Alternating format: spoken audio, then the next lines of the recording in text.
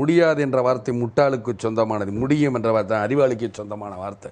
ஏன் முடியாது? முடியாதுன்னே சொல்லாதீங்க, முடியுங்க. ஒரு அரசாங்கம் தான் எதையும் சாதிக்க முடியும். 2 ஏக்கர் நிலத்தை பண்படுத்தி அதில் காய்கறி விதையை உண்டு பண்ணி இவர் பண்ணியிருக்கலாம். அரசாங்கம் செய்யலை. நான் என்ன சொல்கிறேன், டாஸ்மார்க்கில் எவ்வளோ வருமானம் வந்த வருமானத்தை பிறகு மக்களுக்கு தேவைக்கு பயன்படுத்துங்க. இப்படி சொன்னால் உடனே நாளைக்கே இந்த ரேஷன் பொருட்கள் மாதிரி நாளைக்கு ஏதாவது ஒன்று செய்வார். எதுலேயுமே இவர் நிரந்தரம். எல்லாத்துலேயும் கலைஞர் பேர் வரும். உடனே கலைஞர் முந்திட்டார், கலைஞர் செஞ்சுட்டார், கலைஞர் சொல்லிட்டார். கலைஞர் என்ன பண்ணிட்டார்? கலைஞர்கள் நான் மரியாதை கொடுத்து தான் கலைஞர் பேசிய என்ன கலைஞர் என்ன பண்ணார்? இந்த தமிழ்நாட்டை அடமானம் தான் வச்சார். இப்போ கூட பேசுனா இனங்கிறார். இனத்தை பூரா கொன்று குமிச்சவர் தான் சிலவனில். இவர் இனத்தை பற்றி பேசுகிறாரா? இனம்னு சொல்கிற இவர் விலைவாசியை குறை, மக்கள் கஷ்டப்படுறாங்க, பெட்ரோல் டீசல் விலை ஏறிடுச்சுன்னா நான் 100 ரூபா விற்ற வெங்காயம் 25 ரூபாய்க்கு வரலையா அப்படிம்பாரு. அதுக்கப்புறம் ரொம்ப கேட்டால் வாங்கும் திறன் இருக்குது, அதனால தான் வாங்குறேன். எங்கே வாங்கும் திறன்? நீங்கள் சம்பாதிக்கிற திறன் உங்களுக்கு இருக்குது, ஊழல் பண்ணுற திறன் உங்களுக்கு இருக்குது, அதனால தான் அதெல்லாம் நீங்கள் சொல்கிறீங்க. எங்களுக்கு அந்த கஷ்டம் தெரியும். இவர் பொய்யோட உச்சன்னு முதலே சொல்கிறேன். இவர் கேட்டால் எனக்கு கோபம் தான் வருது. கலைஞர் பொய் எங்கள் அப்பன் குதிரைக்குள்ள இல்லைங்கிற பொய், இவருடைய பொய். இவர் எப்படிப்பட்ட ஆளுங்க சார்? இவர் இந்த வீடெல்லாம் இப்போ சொல்லிவிட்டு நேற்று மீட்டிங்கில் சொன்னார், இந்த வீடு தொடருமா தொடராதான்னு எதிர்கட்சிக்காரங்க சொல்கிறாங்க. எங்கள் ஆட்சியும் தொடரும், வீடும் தொடரும். அப்போ இதில் என்ன தெரியும்? எங்கள் ஆட்சி தொடர்ந்தால் இந்த வீடு தொடருங்கிற சொல்லாமல் சொல்கிறாருங்கிறது தான் நான் சொல்ல வரேன். ஆகையால இந்த வீடு கட்டுற திட்டம் எல்லாமே இப்போ அவசரமாக சொல்கிறது தான். அன்றைக்கு கூட டிவியில் பார்த்தேன், டிவி பூரா உடஞ்சி போச்சு, நாங்கள் என்னங்க பண்ணுறதுன்னு சொல்கிறாங்க. அதற்கு ஏதாவது சொல்கிறாரா? இவர் எப்படிப்பட்ட பெரிய துரோகிங்கிறதுக்கு ஒரு எடுத்துக்காட்டு தான். உங்களுக்கு டிவியை கொடுக்குற மாதிரி கனெக்ஷன் சார்ஜ் எல்லாம் அவர் வாங்கிட்டு போயிடுறாரு. இதுதான் உண்மை மக்களை. கனெக்ஷன் யார்கிட்ட இருக்குது சொல்லுங்கள்? யாராவது பொதுமக்கள்கிட்ட இருக்கா? எல்லாமே கட்சிக்காரன்ட்டையும் இவர்கிட்டையும் இவர் பேரப்பிள்ளைகிட்டையும் இவர் மகன்கிட்டையும் தான் இருக்குது. இதுதான் உண்மை. இந்த வீடு கட்டுற பொய். இப்போ இந்த வீடு கட்டுறதுக்கு லோன் தரேங்கிறார். லோன் என்ன சொல்கிறாரு? அஸ்திவாரம் தோண்டி நீங்கள் முதல்ல அஸ்திவாரம் மாத்திரம் கட்டுங்க, நான் பின்னாடி கட்டித்தரேன். இந்த அஸ்திவாரம் கட்டுறதுக்கு 70,000 ரூபா ஆகுதான். 20,000மோ இல்லை 50,000மோ அவங்க ஏதோ கடனை தாலியை வச்சோ நகையை வச்சோ எதையோ வச்சு இந்த ஏழை மக்கள் வாங்குறாங்க. வாங்கினதுக்கப்புறம் இவங்ககிட்ட கெஞ்சி கூத்தோடு ஒரு வீடை கட்டணும். வீடை கட்டிட்டு முகட்டை பார்த்துக்கிட்டே முகட்டை எப்படா இடிஞ்சு விழுதுங்கிறேன். 70,000 கட்ட முடியுமா? இவர் வீடு கட்டுற வீட்டுனா கம்பிக்காரன் சிமெண்ட்டுக்காரன் எல்லாத்தையும் ரேட்டை ஏற்றிக்கிட்டான். இதுதான் உண்மை. எப்படி ரேட் ஏறினா இவர் சும்மா வீடு என்னைக்கு கட்ட போகிறார்? ஒன்றுமே கட்ட போகிறார். உடனே நேற்று சொல்கிறார், எல்லாம் நான் தமிழ்நாட்டில் இருக்க எல்லா குடிசைகளுக்கு நான் வீடை கட்டி கொடுப்பேன் பாருங்கள். என்னைக்கு பார்க்குறதுன்னு கேட்குற இந்த ஏழைகள் என்னைக்கு முதல்ல மேலே டாப்ஸ் அவர் இடிஞ்சு விழுதாமல், அதாவது ஆளுக்கு முந்தி இவர் வைக்கிறது முதல்ல கலைஞரும் ஸ்டாலின் சிரித்த மாதிரி ஒரு போர்டு லவக்கன்னு வச்சிரு, வீடு கட்டு மாட்டுறது. இதைத்தானே முதல்ல வைக்கிறீரு? நான் என்ன கேட்குறேன், நீ தானே முன்னாடி வைக்கணும். வீடு கட்டிட்டு வை, உங்களை யார் வேணான்னா வீடு கட்டுறதுக்கு முன்னாடியே போர்டு. இல்லைன்னா அப்படியே கலைஞர் அப்படியே தமிழ்நாட்டு மக்களுக்காக அப்படியே அள்ளி இறைக்கிற மாதிரி இவர் ரொம்ப யோகியர் மாதிரி பேசுகிற. தமிழ்நாடு புகுராம் ரேஷன் பொருட்கள் வீடு தேடி வருங்கிற இவர் முன்னோட்டன்னு இப்போ தான் சும்மா ஒரு 2-3 தெரு கொடுத்துக்கிட்டு இருக்கார். ஆனால் இது தயவுசெய்து பேசாதீங்க.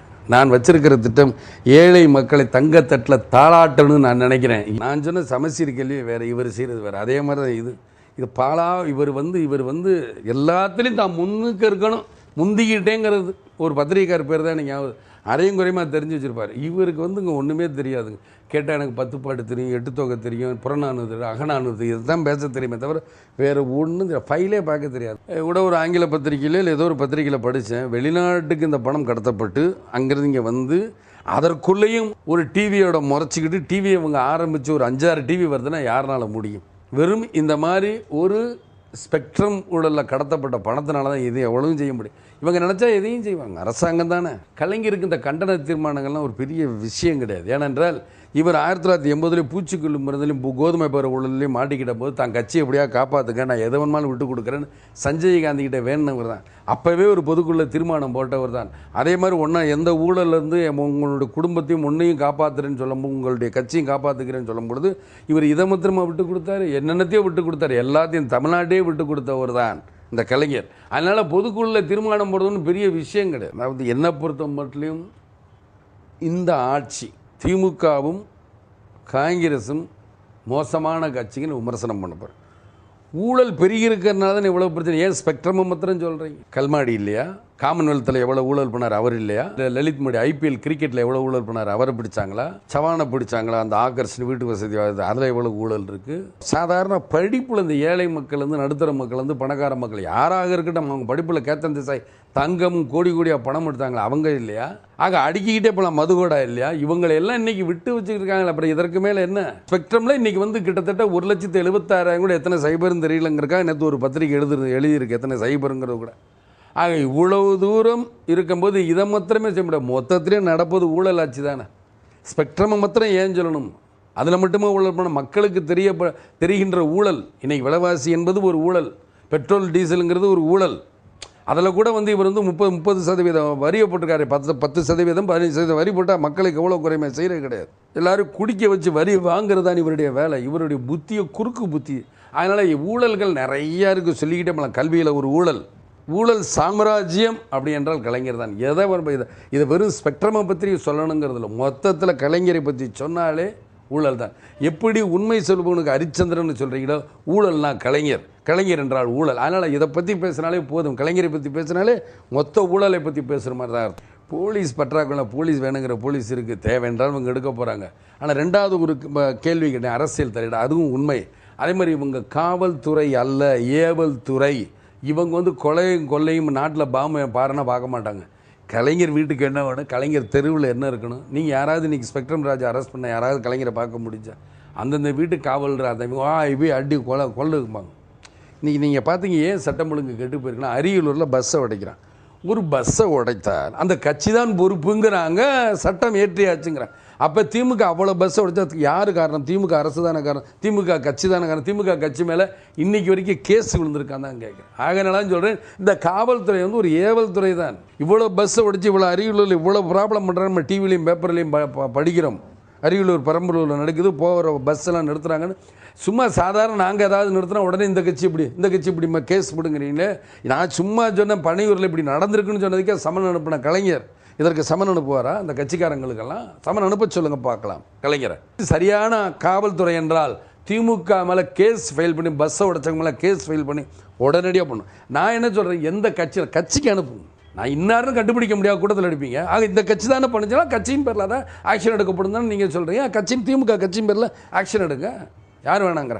அதனால சொல்கிறேன், இந்த காவல்துறை மிக மிக மோசமாக இருக்கிறது. அதாவது அந்த காவல்துறை மோசங்கிற ஒரு எடுத்துக்காட்டு நடராஜன்கிற டிஜி. இப்போ லத்திகாச்சரணம் நீங்கள் முன்னுக்கு பின் என்னை தள்ளி கொண்டு வந்துட்டீங்க, நான் தான் அந்த போஸ்ட்டுக்கு வரணும், இந்த லத்திகாச்சரணம் பண்ணுறேன்னு கோர்ட்டில் கேஸ் இருக்குன்னு. அதே மாதிரி பார்த்தீங்கன்னா லாயரை அடிக்கிற அளவுக்கு போலீஸ்காரன் வேடிக்கை பார்த்துக்கிட்டு இருக்காங்க. ஆனால் எந்த அளவுக்கு மோசம், வக்கீலை அடித்து ஒருத்தர் வந்தார், ஐயோ இந்த அளவு போயிடுச்சு.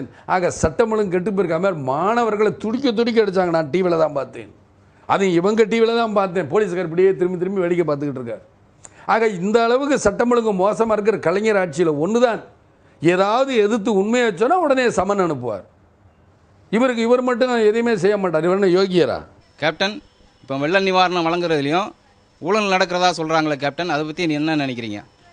என்னைக்கு தான் வெள்ள நிவாரணம் யார் தான் வளம்? வெள்ள நிவாரணம் என்பது நிவாரணம், வெள்ளம் என்பது எப்போ வரும், அந்த நிவாரணம் உடனே போய் சேரும். இவங்க அதை நிறுத்தி மத்திய அரசுலேருந்து ஒரு குழு அதை பரிசீலனை பண்ணி தேர்தல் ஒட்டி தான் கொடுப்பாங்க. அதுக்கு முன்னாடி கொடுக்க மாட்டேன். ஏன் முன்னாடி கூட ஏன் மக்கள் சாகுறாங்கயா, சாப்பாட்டுக்கு வழி இல்லாமல் திண்டாடுறாங்கயா, உடுத்த முடியும். அதுவும் மார்கழி மாதம் பனி, ஒரு கம்பளியாவது வாங்கி கொடுத்துருப்பியா? எதுவுமே இல்லாத இந்த ஆட்சி என்னையா வெக்கக்கேடான ஒரு ஆட்சி. நீங்கள் இதை போட்டுக்கிட்டு என்னமா நிவாரணம் கொடுக்குறாங்க. இவங்க கொடுக்குற நிவாரணம் தான் வாழ போகிறான். தான் பிள்ளை குட்டி படிக்கணும், தான் பிள்ளை குட்டி ஆஸ்பத்திரி கொண்டு போகணும், தான் பிள்ளை குட்டி எங்கே கொண்டு போகணும், தான் பொண்டாட்டி நாளுக்கு தான் நல்லா இருக்கணும். அவங்க ஏதோ ஒன்று போராடி பண்ணிக்கிறாங்க. அந்த மக்கள் என்னமோ ஒன்று பண்ணி, அந்த மக்கள் இந்த ரெண்டு கட்சிகளும் திமுக காங்கிரஸுக்கு சரியான பாடம் போட்டணும் தான் என்னுடைய ஆசை. மீட்டு கொண்டு வரும் தான் நினைக்கிறாங்க எல்லாரும். ஆனால் பிரணாப் முகர்ஜி முடியாதுங்கிற, டாக்ஸ் கட்டி இது பண்ணி. அதனால் இவங்க என்ன சொல்கிறாங்க, நாட்டில் எவனாலும் கொலை பண்ணுங்க, கொள்ளையடிங்க, திருடுங்க, எதெல்லாம் பண்ணி டாக்ஸ் கட்டுங்கிறாங்க. அதான் நினைக்கிறேன் இவருடைய பிரணாப் முகர்ஜியோட கருத்து. உண்மைதான், காலம் கடந்து நடவடிக்கை எடுக்கப்பட்டதான். ஏன்னா 2008 ராஜா மேலே குற்றம் வந்தது. அப்போ இருந்து காங்கிரஸ் கட்சியும் திமுக இதை மூடி மறைச்சிக்கிட்டே இருந்தாங்க. இதை முதல்ல வெளியே கொண்டு வந்தது சுப்ரீம் கோர்ட்டு. அன்றைக்கி நீதியரசர்கள் இன்றைக்கி உருப்படியாக இருக்கிறதுனால மக்களுக்கு நம்பிக்கை வர ஆரம்பிச்சிருச்சு. ஆகா, இப்படியாவது கேள்வி கேட்குறாங்களே இந்த கோர்ட்டில் அப்படின்னு நினைக்க போகும்பொழுது ரொம்ப சந்தோஷமாக இருக்குது. இது காலங்கடந்து எடுக்கப்பட்டதென்றால் கோர்ட்டு எடுக்கலை, ஆளுங்கட்சிக்காரங்க செஞ்ச சதினால காலம் கடந்துச்சு. இன்றைக்கி கோர்ட்டு சொல்லணும் விழுந்து அவசரப்பட்டு ராஜா கைது பண்ணுற அப்பட்டமாக தெரியுது. அது கண்துடைப்பு தான். சும்மா இங்கேருந்து கூப்பிட்டு வர மாதிரி பத்திரிகைக்காரங்களாம் உள்ளே விடுறாங்க. நான் சொல்கிறேன், ஏன் பத்திரிகைக்காரங்க உள்ளே விட்டு, இதெல்லாம் ஒரு டிவிக்கும் பத்திரிகைக்கும் ஒரு ஷோ அப்படின்னு. இது கலைஞர் போனார், சோனியா காந்தி அம்மா பார்த்தாரியா, அன்னைக்கு இதே பத்திரிகைக்காரங்க உள்ளே விட்டா என்ன? அப்போ இதுலேருந்து ஏதோ ஒன்று நடந்துக்கிட்டு இருக்குங்கிறது மாத்திரம் நல்லது. இது எல்லாமே கண்துடைப்பு நாடகம். உருப்படியான நடவடிக்கைங்கிறது இப்போ இல்லை. 2008 எடுத்திருக்கணும் இருந்தாலும் இப்போ நினைச்சா கூட எடுக்க